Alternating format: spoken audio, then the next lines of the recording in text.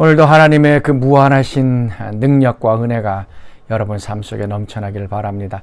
우리는 날마다 하나님의 능력이 필요합니다. 영적으로 우리의 에너지가 또 방전되어지고 탈진될 때가 많이 있습니다. 자, 오늘도 하나님 앞에 나아가서 우리의 능력의 근원이신 또 하나님으로부터 또 새로운 힘을 부여받아 자, 오늘 하루도 힘있게 승리하는 귀한 하루 되시길 바랍니다. 자, 오늘 우리가 묵상할 말씀 누가복음 3장 21절에서 38절까지 말씀입니다. 백성이 다 세례를 받을새 예수도 세례를 받으시고 기도하실 때 하늘이 열리며 성령이 비둘기 같은 형체로 그의 위에 강림하시더니 하늘로부터 소리가 나기를 너는 내 사랑하는 아들이라 내가 너를 기뻐하노라. 예수께서 가르치심을 시작하실 때에 30세쯤 되시니라.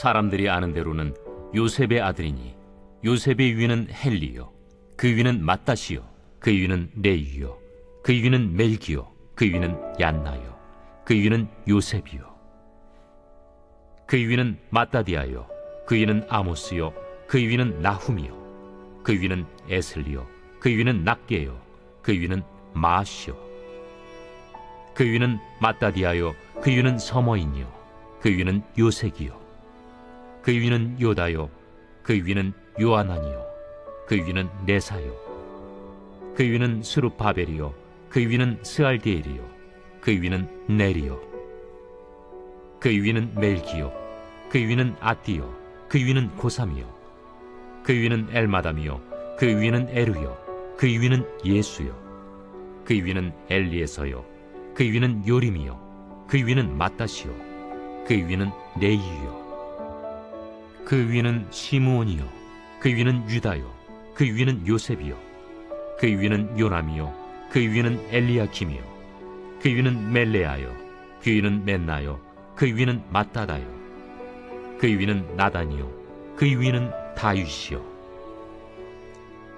그 위는 이세요 그 위는 오벳이요 그 위는 보아스요 그 위는 살몬이요 그 위는 나손이요 그 위는 아미나답이요 그 위는 아니요 그 위는 헤스론이요 그 위는 베레스요 그 위는 유다요 그 위는 야곱이요 그 위는 이삭이요 그 위는 아브라함이요 그 위는 데라요 그 위는 나홀이요 그 위는 스룩이요 그 위는 루우요 그 위는 벨렉이요 그 위는 헤보요 그 위는 살라요 그 위는 가이난이요 그 위는 아박사시요 그 위는 셈이요 그 위는 노아요 그 위는 레멕이요 그 위는 무드셀라요 그 위는 에녹이요 그 위는 야렛이요 그 위는 마할랄렐이요 그 위는 가이난이요 그 위는 에노스요 그 위는 셋이요 그 위는 아담이요 그 위는 하나님이시니라. 자, 오늘 말씀은 예수님께서 세례를 받으시는 장면입니다. 예수님께서 세례를 받으실 때 나타난 영적인 현상에 대해서 우리 같이 말씀을 나누기를 원합니다. 21절 말씀, 백성이 다 세례를 받을새 예수도 세례를 받으시고 기도하실 때에 하늘이 열렸다. 마태복음에서는 예수님께서 세례를 받고 일어났을 때 하늘문이 열렸다라고 얘기를 합니다. 그런데 오늘 누가복음 말씀에는 세례를 받으시고 그 다음에 기도하실 때에 하늘문이 열렸다. 그래서 하늘문이 열리게 된 건 예수님이 기도하신 것, 이걸 좀 강조점을 두고 있습니다. 그래서 하늘문을 여는 열쇠가 뭔가, 기도를 하실 때 하늘문이 열리게 되었다라고 얘기하고 있습니다. 자, 하늘은 뭡니까? 하나님이 계시는 곳입니다.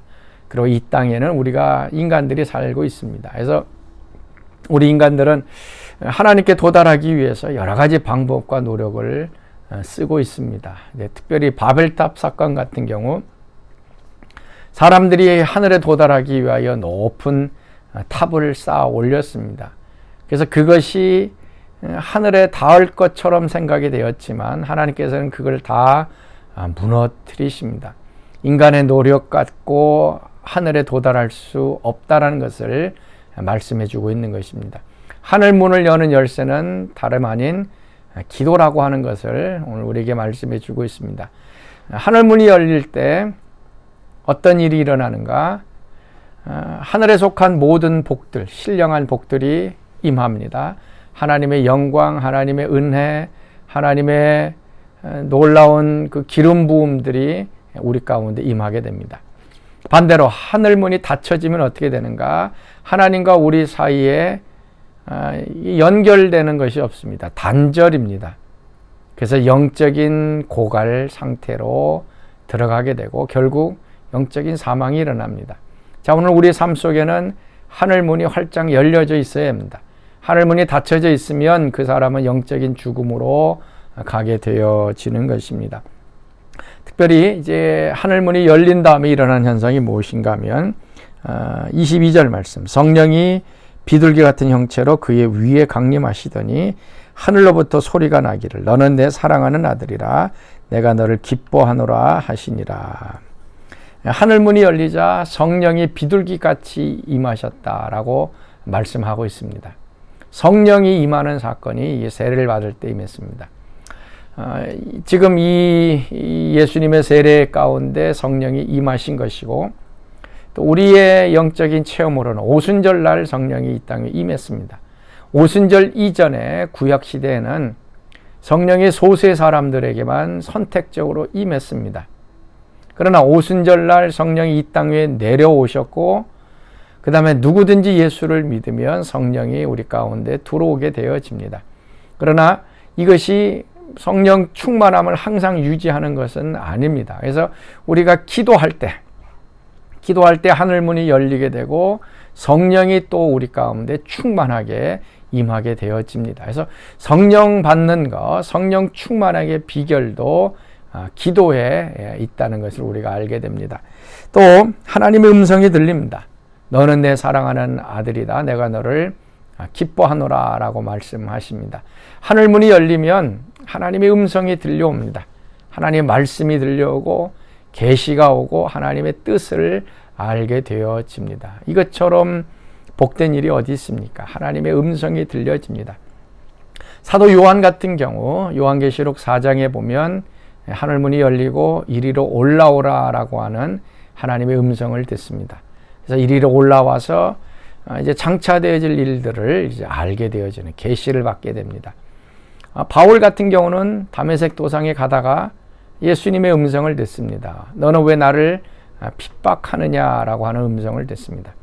하늘문이 열리면 우리 개개인에게 필요한 하나님의 음성이 들리게 됩니다. 그래서 그 내용은 다 다르게 되죠. 그러나 나에게 주시는 하나님의 음성, 하나님의 계획이 분명하게 들리게 되어지는 것입니다.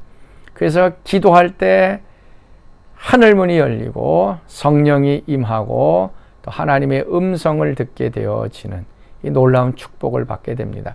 그래서 기도가 하늘문을 여는 열쇠가 되어지는데 많은 분들이 그런 얘기를 합니다. 기도 아무리 해봤자 하늘문이 안 열리는데 이거 어떻게 된 일입니까? 여러분, 하늘문은 그렇게 쉽게 열리지가 않습니다. 누구에게나 열린 것도 아닙니다.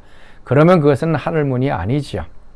하늘문은 너는 내게 부르짖으라 그러면 내가 알지 못하는 크고 비밀한 일을 보이리라 한 것처럼 부르짖어 기도할 때 하늘문이 열리는 것입니다. 그리고 찾으라, 구하라, 그 다음에 문을 두드리라 라고 했던 것처럼 계속적으로 문을 두드리는 끈기를 갖고 기도할 때, 포기하지 않고 기도할 때 결국 하늘문이 열리는 것입니다. 한 번, 두 번 기도하고 응답도 없고 하늘문이 안 열린다고 포기하는 사람들이 얼마나 많이 있는지 모릅니다. 그러나 하늘문은 우리가 계속적으로 믿음을 갖고 하나님께 간구하고 포기하지 않고 계속적으로 하늘의 문을 두드릴 때 그때 비로소 활짝 열리게 되어지는 것입니다. 자, 사랑하는 성도 여러분, 오늘 하루 우리 기도를 가지고 하늘 문이 열려지는 그런 놀라운 축복이 우리 가운데 임하기를 원합니다. 그래서 성령의 충만함, 성령께서 다시 한번 비둘기같이 또 불처럼 우리 가운데 임하고 또 하나님의 음성이 우리 가운데 들려서 우리가 해야 할 일들을 분명히 깨닫는 귀한 하루 되시길 바랍니다. 자, 우리 같이 기도하겠습니다. 하나님 참으로 감사합니다. 오늘도 기도로 하늘 문을 열기를 원합니다. 닫혀진 하늘 속에서 하나님과 단절되고 영적인 고갈 상태에 빠지지 아니하도록 오늘도 기도의 무릎을 강하게 하여 주옵소서. 그리하여 열린 문을 통하여 성령이 임하게 하시고 그리고 하나님의 음성이 들리는 오늘 복된 하루 되게 하여 주옵소서.